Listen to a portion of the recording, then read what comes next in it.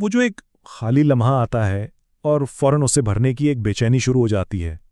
कभी महसूस किया है इस ख्वाहिश को? ये हम सबके अंदर मौजूद है। जरा सोचें, आप ट्रैफिक लाइट पर रुके हुए, बस एक छोटा सा खाली लम्हा, और इससे पहले कि आप कुछ सोचें भी आपका हाथ खुद ब खुद फोन की तरफ बढ़ जाता है ना? ये अब एक आदत सी बन गई है। और फिर शुरू होती है स्क्रोलिंग। लेकिन ये सिर्फ टाइम पास नहीं है, ये एक कोशिश है उस खामोशी से, उस बेचैनी से भागने की जो वो खाली लम्हा अपने साथ लाता है। देखें, इस भागने के पीछे एक साइंसी वजह भी है। हम असल में अपने दिमाग के एक खास हिस्से को बंद करने की कोशिश कर रहे होते हैं। उसे कहते हैं डिफ़ॉल्ट मोड नेटवर्क। यूं समझ लें कि ये हमारे दिमाग का ऑटो पायलट मोड है।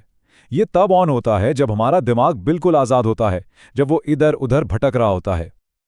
और सच ये है कि हमें ये ऑटो पायलट मोड बिल्कुल पसंद नहीं। अपने ख्यालों के साथ अकेले रहना हमें सख्त बेचैन कर देता है। ये बात शायद अजीब लगे, लेकिन हम इस बोरियत से बचने के लिए जिस्मानी तकलीफ तक सहने को तैयार हैं। हार्वर्ड में एक तजर्बा किया गया। लोगों को सिर्फ 15 मिनट के लिए अपने ख्यालों के साथ अकेला छोड़ दिया गया। और जानते हैं क्या हुआ? ज्यादातर लोगों ने खामोश बैठने के बजाय खुद को बिजली के छोटे झटके देना पसंद किया। तो आखिर ऐसा क्या है हमारे अपने ख्यालों में? ऐसी कौन सी बात है जो बिजली के झटके से भी ज्यादा तकलीफ देह लगती है? हम भाग किस चीज से रहे हैं? जवाब यह है कि जब दिमाग को भटकने की आज़ादी मिलती है ना, तो वो सीधा जिंदगी के सबसे बड़े, सबसे मुश्किल सवालों की तरफ जाता है। वो सवाल जिनसे हम दिन भर भागते हैं, जैसे कि मेरी जिंदगी का मतलब क्या है, मैं यहाँ क्यों हूँ? यही वो गहरे सवाल हैं जिन्हें हमारा दिमाग इस खामोशी में बाहर निकाल कर ले आता है। और इसी वजह से हम एक अजीब चक्कर में फंस गए हैं। सब कुछ शुरू होता है खामोशी के एक लम्हे से। जैसे ही वो लम्हा आता है, हम फौरन स्क्रीन की तरफ भागते हैं। और हर बार जब हम ऐसा करते हैं, वो जो बड़े सवालात उभर रहे थे, वो वापस दब जाते हैं, धुंधला जाते हैं। इसे कुछ लोग मानी का मनहूस चक्कर भी कहते हैं। सोचे जरा, एक लम्हे की खामोशी आई, हमने फौरन फोन उठा लिया ताकि बेचैनी ना हो, वक्ती तौर पर सुकून मिल गया, ठीक।